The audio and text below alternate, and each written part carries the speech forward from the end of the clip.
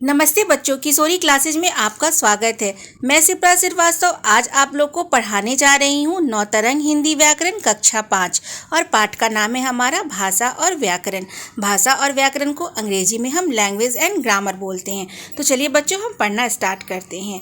यहाँ पर दो बच्चों की चित्र बनी हुई है। एक बच्चा जो है वो दूसरे बच्चे से कुछ कह रहा है। तो पहला बच्चा जो है वो यह कह रहा है कि तुम 2 दिनों से विद्यालय क्यों नहीं आए, और दूसरा बच्चा जो है वो यह जवाब दे रहा है कि मैं अपने माता पिता के साथ शिमला घूमने गया था। दिए गए चित्र में जो है वो पहला बच्चा, उसका नाम अमन है, और जो दूसरा बच्चा है उसका नाम नमन है। तो दिए गए चित्र में अमन बोलकर अपने मित्र नमन के सामने विचार प्रकट कर रहा है। विचार प्रकट कर रहा है ना, जिससे उसने यह प्रश्न किया कि तुम 2 दिनों से विद्यालय क्यों नहीं आए, तो वो ये जवाब दे रहा है कि मैं अपने माता पिता के साथ शिमला घूमने गया था। तो इस प्रकार जब हम बोलकर या लिखकर अपनी बात को बताते हैं और दूसरा उसे सुनकर या पढ़कर समझ जाता है, तो यह क्या कहलाता है? भाषा कहलाता है। होता है ना ऐसा बच्चों कि जब हम कोई भी चीज़ बोलते हैं और दूसरा उसको क्या करता है? सुनता है। ये किसके माध्यम से होता है? तो भाषा के माध्यम से होता है। या कोई चीज़ हम लिखते हैं और दूसरा उसे पढ़कर समझ जाता है, तो ये भी किसके द्वारा होता है? तो ये भाषा के द्वारा होता है। तो ये सब भाषा के द्वारा ही संभव होता है। तो यहाँ पर हम भाषा की परिभाषा जानते हैं कि जिस साधन के द्वारा हम अपने मन के भाव को बोलकर या लिखकर प्रकट करते हैं और दूसरे के मन के भाव को समझते हैं, उसे हम भाषा कहते हैं। एक बार फिर मैं रिपीट कर रही हूँ कि जिस साधन के द्वारा हम अपने मन के भावों को बोलकर या लिखकर प्रकट करते हैं। यहाँ पर साधन क्या हो गया? यहाँ पे साधन भाषा हो गया। तो लिखकर प्रकट करते हैं और दूसरे के मन के भाव को समझते हैं, तो वह भाषा कहलाता है। अब भाषा के रूप के विषय में हम पढ़ते हैं कि भाषा के कितने रूप होते हैं। पिछली कक्षा में भी आप लोगों ने भाषा चैप्टर पढ़ा होगा और ये आपका बहुत दिनों तक चलेगा, 9-10 तक ये आपका चलेगा, क्योंकि जैसे जैसे क्लास बढ़ते हैं वैसे वैसे हमें काफ़ी विस्तृत रूप से चैप्टर की जानकारी दी जाती है। पहले थोड़ा सा, फिर उससे ज़्यादा, फिर उससे ज़्यादा।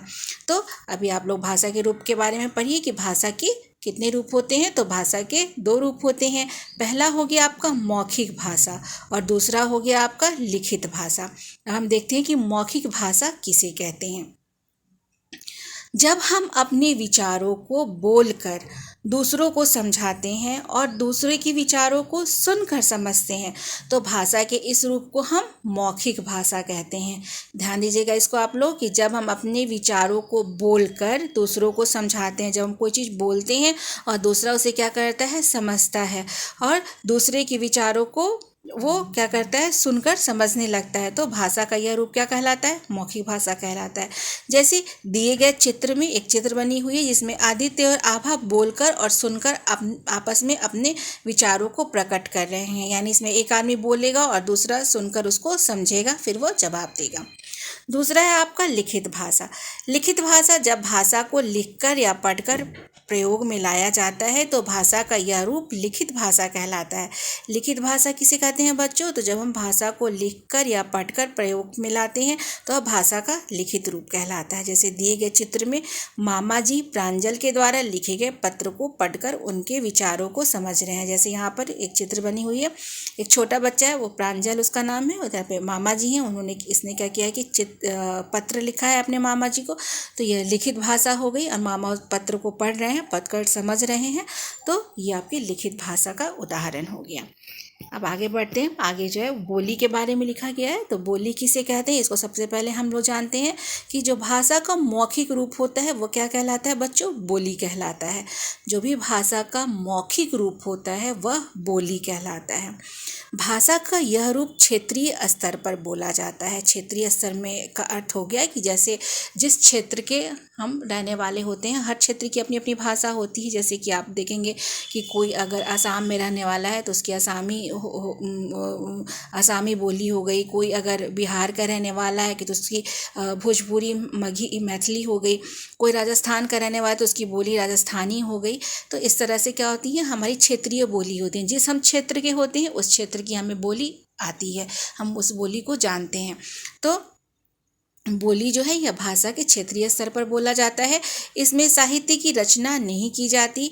हिंदी भाषा की कुछ प्रमुख बोलियां हैं, यहाँ पर आप नाम लिखे हुए हैं, कौन कौन से नाम हैं, तो भोजपुरी, हरियाणवी, छत्तीसगढ़ी, बुंदेलखंडी, मगही, मैथिली, अंगिका, राजस्थानी आदि हैं। इन बोलियों का प्रयोग भारत के विभिन्न भागों में किया जाता है। जिस जिस भाग के होते हैं, जिस जिस स्टेट के वो होते हैं, उसकी उनकी उनकी यह बोली होती है। हमारे भारतीय संविधान में 22 भाषाओं को मान्यता दी गई है। हमारा जो भारतीय संविधान है, इंडियन कॉन्स्टिट्यूशन, उसमें क्या है कि 22 भाषाओं को मान्यता दी गई है। और ये कौन कौन सी भाषा हैं, तो पहला आपका हो गया मैथिली, कोंकणी, असमिया, बोडो, डोगरी, हिंदी, गुजराती, नेपाली, कन्नड़, मलयालम, उड़िया, पंजाबी, कश्मीरी, मणिपुरी, मराठी, बांग्ला, संस्कृत, संथाली, सिंधी, तमिल, तेलुगु और उर्दू।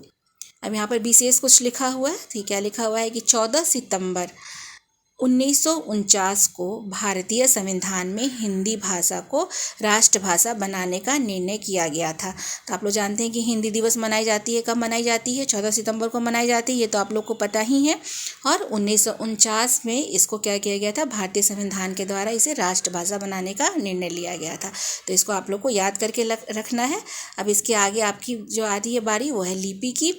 तो किसी भाषा को लिखने के लिए, लिपि किसे कहते हैं, तो किसी भाषा को लिखने के लिए बनाए गए जो चिन्ह होते हैं वो लिपि कहलाते हैं। ठीक है बच्चों, इसको फिर से सुनिए आप लोग ध्यान से कि किसी भी भाषा को लिखने के लिए बनाए गए चिन्ह लिपि कहलाते हैं। और प्रत्येक भाषा की अपनी एक क्या होती है, विशेष लिपि होती है। जैसे यहाँ पर एक तालिका बनी हुई है, एक तरफ भाषा लिखा हुआ है, एक तरफ लिपि लिखी हुई है। तो इसको आप लोगों को मैं पढ़ के समझाती हूँ कि हिंदी है तो हिंदी की लिपि क्या हो गई, देवनागरी, गुजराती देवनागरी, बांग्ला की बांग्ला ही लिपि होती है, संस्कृत की देवनागरी होती है, उर्दू की फारसी होती है, अंग्रेज़ी रोमन, मराठी देवनागरी, पंजाबी गुरुमुखी। तो इसको आप लोग को याद करके रखना है। ये पेपर में ज़रूर आते हैं इस तरह से कि पंजाबी भाषा की लिपि क्या है या फिर संस्कृत भाषा की लिपि क्या है। तो इस तरह से आप लोग को इसको याद करके रखना होगा।